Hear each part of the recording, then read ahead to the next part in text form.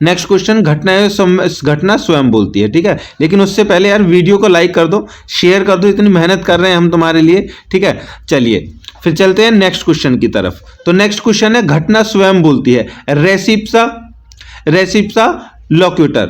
देखिए, सामान्यतः असावधानी को सिद्ध करने का भार वादी पर होता है। मतलब कि असावधानी अगर हुई है तो ये काम वादी का होगा, क्योंकि किसी के नुकसान किसका हुआ है, वादी का हुआ है, तो वही बताएगा मेरा ये नुकसान हुआ है तो सामने वाले की ये लापरवाही थी, ऐसे बताएगा ना। लेकिन कुछ परिस्थितियां ऐसी होती हैं जिनमें वादी दुर्घटना जो हुई है सिद्ध कर सकता है, किंतु यह सिद्ध नहीं कर सकता कि घटना किस प्रकार घटी। इसका ज्ञान तो केवल प्रतिवादी को ही हो सकता है जो दुर्घटना के लिए जिम्मेदार है। ऐसी अवस्था में वादी को न्यायालय के सामने केवल उन्हीं तथ्यों को देना पर्याप्त है जिनसे घटना घटी है।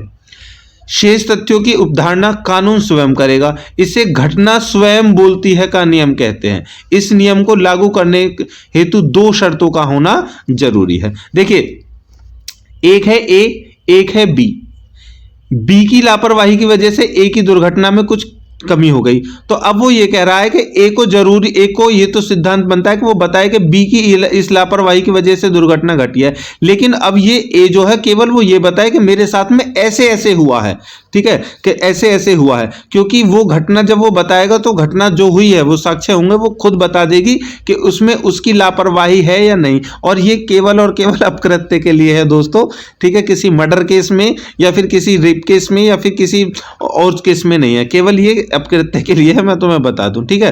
क्योंकि वहां पर लोगों से नहीं बता सकते, ना ही उसका पता लगाया जा सकता है, लेकिन यहां पर अनुमान से पता लगाया जाता है। इसलिए यहां पर ये तथ्य है कि घटना स्वयं बोलती है। लेकिन इसको करने के दो नियम हैं, उन नियमों को जानना हमारे लिए बहुत ही आवश्यक हो जाता है, ठीक है। चलिए देखिए, पहला नियम है, हानि पहुंचने वाली वस्तु प्रतिवादी या उसके सेवकों के नियंत्रण में होनी चाहिए। मतलब कि जिस वस्तु से, जिस थिंग से, गाड़ी से, कुत्ता से, बैल से, किसी से भी जिसको हानि हुई है वो किसका है, ठीक है। दूसरी बात यह है, घटना ऐसी हो जो बिना असावधानी के न पड़ सकती हो। मतलब घटना ऐसी हो जो बिना असावधानी के ना पड़ सकती हो, मतलब कि उसमें सावधानी बरती ना गई हो, ठीक है। चलिए उदाहरणार्थ, म्युनिसिपल कॉर्पोरेशन दिल्ली व सुभागवती AIR 1966 80 1759 में दिल्ली के चांदनी चौक स्थित घंटा घर के गिर जाने से कुछ व्यक्तियों की मृत्यु हो गई, जिनमें सुभागवंती का पति भी था। साक्ष्य के आधार पर यह सिद्ध हो गया था कि जिस प्रकार का मटेरियल उस बिल्डिंग में लगा हुआ था, उस आधार पर उसका जीवन 40 से 45 वर्ष से अधिक नहीं हो सकता था। परंतु जब घंटाघर 80 वर्ष पुराना था जब वह गिरा, तो सुप्रीम कोर्ट ने निर्णय दिया कि इन परिस्थितियों में घटना स्वयं इस बात का प्रमाण है कि प्रतिवादी कारपोरेशन की ओर से असावधानी बरती गई, अतः कारपोरेशन इसका उत्तरदायी है। तो देखो, इस केस को जब पढ़ा गया तो इसमें पता चल गया ना कि यहीं से तो घटना बोलती है, इसी को कहते हैं घटना बोलने का सिद्धांत। तो समझ में आ गया होगा, आई होप दोस्तों। सभी को लाइक कर दीजिए, वीडियो को शेयर कर दीजिए। मिलते हैं नेक्स्ट वीडियो के साथ।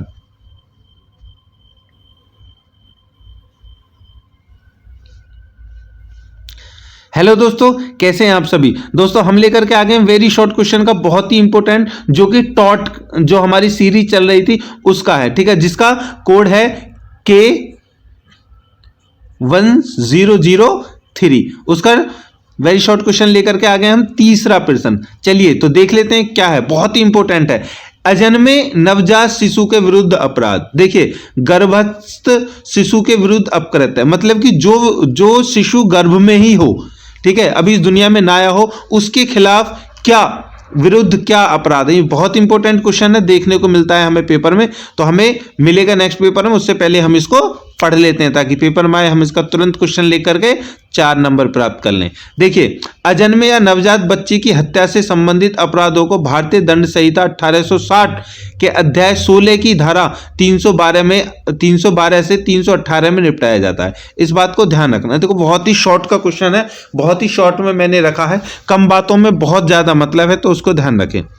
देखिए, हमारी जो भारतीय उसमें जो आपने कभी देखा होगा, ठीक, गर्भपात जो होता है, ठीक है, गर्भपात होता है, और एक कंडीशन ये होती है कि सेक्स चेंज करने के लिए, कि गर्भ में लड़का है या लड़की, ये पहले बहुत ज्यादा होता था, हालांकि अब भी होता है कि अगर लड़की होती है तो उसका गर्भपात करा दिया जाता है। तो ये कानूनी रूप से ये क्या है, अवैध है।